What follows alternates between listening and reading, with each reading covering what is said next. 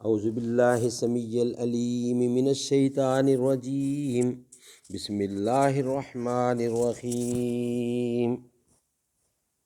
وَنُنَزِّلُ مِنَ الْقُرْآنِ مَا هُوَ شِفَاءٌ وَرَحْمَةٌ لِّلْمُؤْمِنِينَ، اور ہم ایسی چیز یعنی قرآن کریم نازل کرتے ہیں کہ وہ ایمان والوں کے حق میں تو شفا اور رحمت ہے۔ درود شریف کی حکمت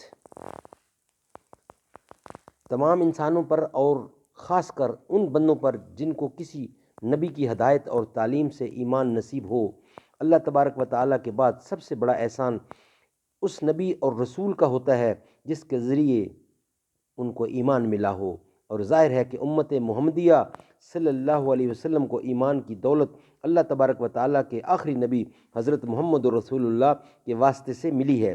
اس لیے یہ امت اللہ تبارک و تعالیٰ کے بعد سب سے زیادہ ممنون و احسان مند حضرت صلی اللہ علیہ وسلم کی ہے۔ پھر جس قدر اللہ تبارک و تعالیٰ جو خالق و مالک اور پروردگار ہے، اس کا حق یہ ہے کہ اس کی عبادت اور حمد و تسبیح کی جائے، اسی طرح اس کے پیغمبروں کا حق ہے کہ ان پر درود و سلام بھیجا جائے، یعنی اللہ تبارک و تعالیٰ سے ان کے لیے مزید رحمت اور رفع درجات کی دعا کی جائے۔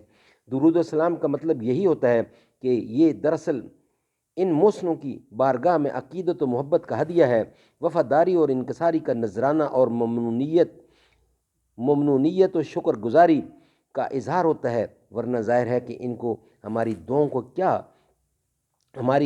دعاؤں کی کیا احتجاج، بادشاہوں کو فقیروں اور مسکینوں کے ہدیوں اور تحفوں کی کیا ضرورت۔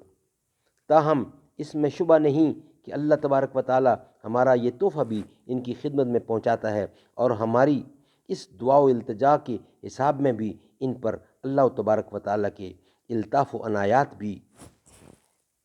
و عنایات میں اضافہ ہوتا ہے۔ اور سب سے بڑا فائدہ اس دعا گوئی اور اظہار وفاداری کا خود ہم کو پہنچتا ہے، ہمارا ایمانی رابطہ مستحکم ہوتا ہے، اور ایک مرتبہ اخلاص کے ساتھ درود پڑھنے کے صلے میں اللہ تبارک و تعالیٰ کی کم از کم 10 رحمتوں کے ہم مستحق ہو جاتے ہیں۔ یہ ہے درود و سلام کا راز اور اس کے فوائد و منافع۔ اللہ تبارک و تعالی ہمیں درود پڑھنے کی باقاعدگی سے توفیق دے۔ اور درود ابراہیمی کیا ہے؟